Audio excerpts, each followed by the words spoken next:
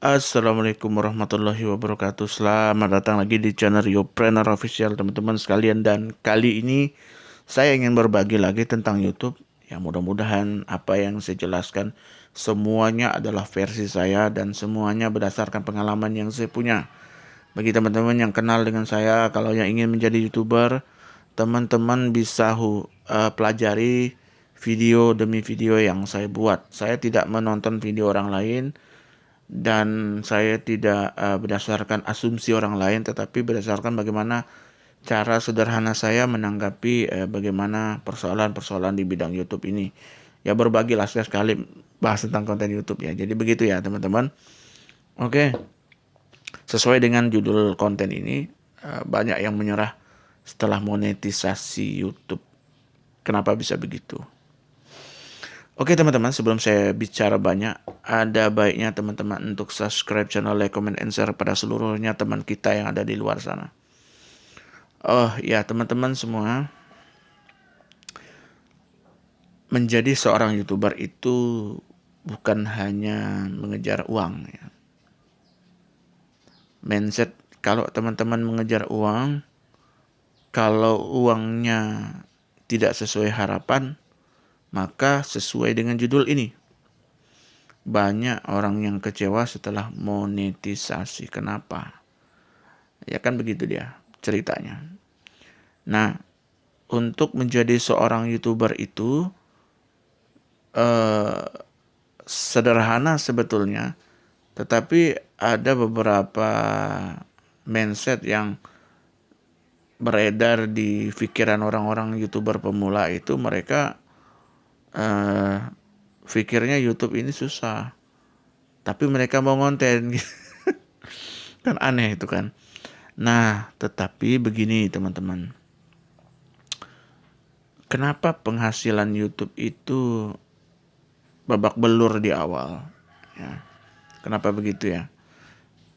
Nah, faktanya adalah memang iklan YouTube itu khusus di Indonesia ini kecil sekali, tidak besar begitu. Dan juga di iklan Indonesia ini hanya sekitar 0, berapa lah begitu. Saking kecilnya begitu ya. Nah, kalau dia mau iklan besar, paling dia iklan di Australia, di Kanada, atau di Swiss, atau di mana di Eropa begitu. Itu per kliknya biasa besar untuk orang sini. Tapi kalau untuk orang sana ya sama aja. Ya begitu ya. Nah, teman-teman semua, menjadi seorang YouTuber itu harus yang paling kuat, yang paling utama adalah konsisten. Lagi-lagi ini dipegang. Konsisten. Konsisten mengupload YouTube video, konsisten apa ya, membuat konten apa aja. Kalau teman-teman nggak punya ide, apa aja dibikin konten. Yang penting YouTube melihat channel teman-teman itu, ini orang udah mulai aktif. Itu intinya. Nah, tetapi jangan juga berlarut-larut terlalu lama di konten yang campur aduk. Intinya ada ruhnya. Kalau teman-teman baca channel YouTube Riopreneur Official ini, ruhnya adalah peluang usaha. Jadi yang saya bicarakan ini untuk kepentingan peluang usaha teman-teman juga. Jadi seperti itu, ya, peluang usaha intinya. Atau jalan-jalan, menghabiskan bensin berapa. Intinya tentang ada rupiahnya di situ. Itu ruhnya, jantungnya adalah ada rupiahnya di situ. Nah, kalau teman-teman melihat konten saya, dari beberapa video ke atas sampai ke bawah itu adalah tentang ruhnya adalah peluang usaha, peluang usaha, peluang usaha, terus begitu, ya. Nah, banyak yang kecewa setelah mereka tahu bahwa ternyata di YouTube itu kecil sekali. Banyak yang kecewa. Nah, saya cerita ya teman-teman, saya ceritain sedikit, mudah-mudahan nggak sampai 15 menit. Ditonton sampai itu selesai. Menjadi seorang YouTuber itu, ya saya bilang tadi, itu konsisten, itu yang pertama, itu yang paling utama. Kalau teman-teman tahu teori apapun tapi nggak konsisten, ya sama aja, nol hasilnya. Itu ya. Nah, yang kedua, eh, orang banyak kecewa itu dikarenakan mereka itu baru tahu bahwa penghasilan YouTube, kalau dia bukan artis itu, dia bukan artis itu, eh, penghasilannya nggak seberapa gitu. Kalau dia artis, kalau dia public figure, kalau dia orang dikenal, minimal dikenal dia, pejabat atau siapa, penontonnya pasti banyak. Kenapa?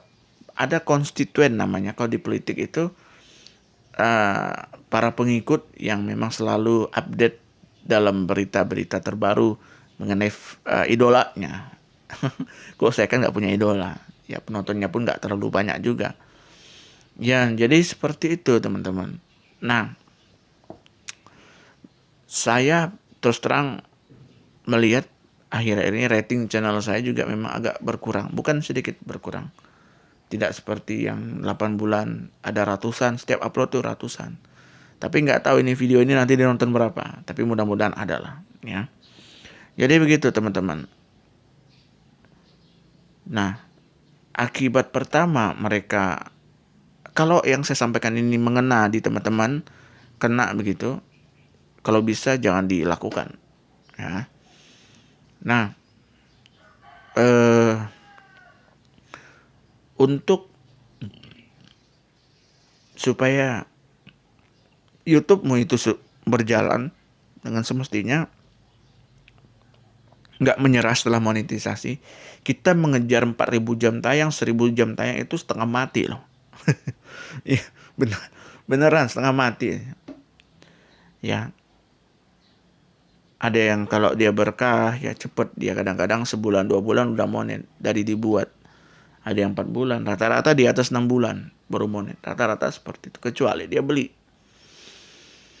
Nah, saya aja udah tiga tahun lebih lah, lama sekali kan, karena memang nggak tahu bagaimana cara menambah dulu. Jadi berdasarkan pengalaman, eh, evaluasi terus, ya saya mendapatkan cara yang tadi sebelum ini vlog yang saya buat, ya cara sederhana saya mendapatkan 1.000 subscriber. Jadi itu kenapa mereka setelah berdarah-darah mengejar 1.000 subscriber, 4.000 jam tayang, kenapa bisa menyerah setelah monetisasi?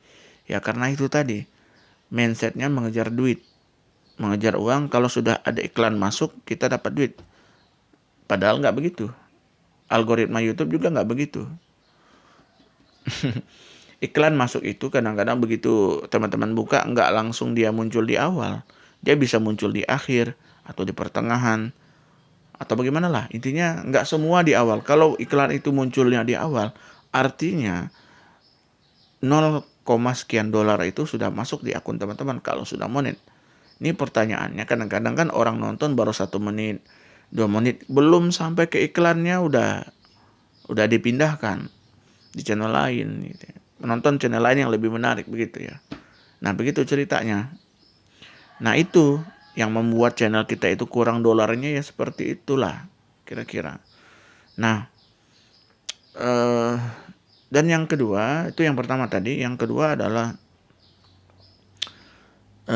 mungkin banyaknya kesibukan lain yang dia yang mereka kurang yakin YouTube-nya itu bisa menghasilkan duit, makanya ada penghasilan lain yang kira-kira mereka bisa mendapatkan menutupi untuk kehidupan sehari-hari. Salah nggak? Ya nggak salah juga, karena kebutuhan, tuntutan kebutuhan, ya kan? Nah, saya sendiri melihat YouTube ini hanya sebagai eksperimen saya, berbagi informasi, berbagi peluang, niatnya begitu. Toh saya, maaf kata ya, saya kalau mereview bisnis, ya rata-rata itu yang bergabung dengan yang saya review itu minimal itu belasan orang. Pernah yang sampai 450 orang dari YouTube ini. Makanya saya menganggap YouTube ini sebagai penghasilan tambahan sementara. Supaya nggak kecewa. Karena memang penghasilan YouTube itu kalau dia channel baru monet ya jangan kecewa saja, kan nominalnya nol. Kita berharap kadang-kadang kita mengupload video itu kita berharap langsung dapat dolar. Padahal algoritma dolar itu nggak begitu. Ya. Dia algoritma dolar itu mungkin dalam satu video 0,01, 0,01, 0,01. Mungkin begitu berdasarkan gitu. Tapi ingat, walaupun mereka yang banyak YouTuber yang gagal itu, mereka lupa apa yang mereka bicarakan itu bernilai dolar semua. Kalau hari ini belum orang tonton, besok pasti orang tonton. Kalau besok belum, minggu depan pasti orang tonton. Begitu. Mindset, cara mengelola mindset itu begitu. Nah, buat teman-teman yang punya channelnya banyak gitu, yang belum monet, ya, dikejar. Kalau punya minimal ya, sebelum teman-teman monet itu harus mengejar video banyak-banyak dulu. Mengejar video sampai ratusan, 100 lebih, 200 lebih bila perlu seperti itu.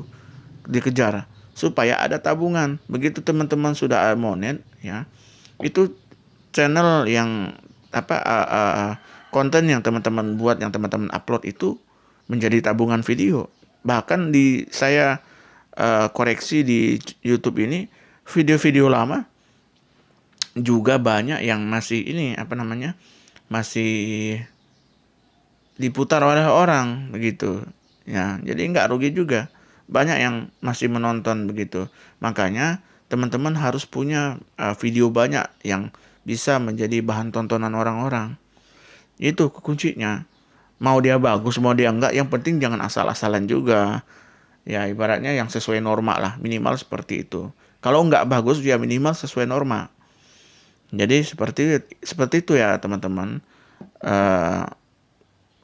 Intinya ya, kalau teman-teman paham bagaimana algoritma dolar itu berjalan, ya seperti ini yang saya jelaskan.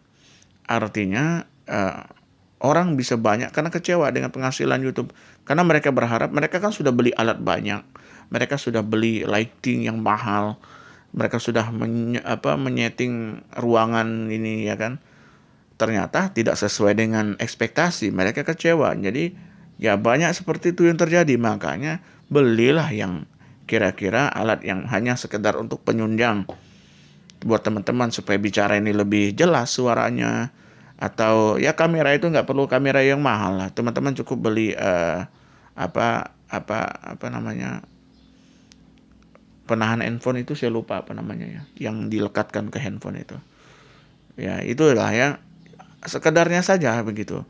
Jangan jangan yang aneh-aneh. Jangan aneh-aneh lah ya. Nah, jadi saya pikir itu teman-teman. Nanti saya akan berbagi bagaimana cara mengejar dolar, bagaimana cara mengejar 4.000 jam tayang, bagaimana berbagi. Ini sesuai pengalaman saya semua, bukan berdasarkan orang lain. Oke gitu ya teman-teman, mudah-mudahan apa yang saya sampaikan ini teman-teman suka, yang mudah-mudahan bisa teman-teman aplikasikan. Kemarin banyak yang nanya saya, Bang Rio, bagaimana cara YouTuber yang benar itu, bagaimana cara memulai YouTube. Memulai YouTube itu teman-teman, yang penting mental dulu. Ya mentalnya nomor 2 sebetulnya. Ya teman-teman coba videokan apalah begitu. Videokan, upload. Oh ini tentang hutan, jalan-jalan ke hutan, upload begitu. Begitu saja. Oke ya, saya pikir itu udah panjang lebar nih. Saya bilang tadi mudah-mudahan nggak sampai 15 menit. Sampai ketemu lagi di video saya selanjutnya. Saya Ferdinando. Assalamualaikum warahmatullahi wabarakatuh.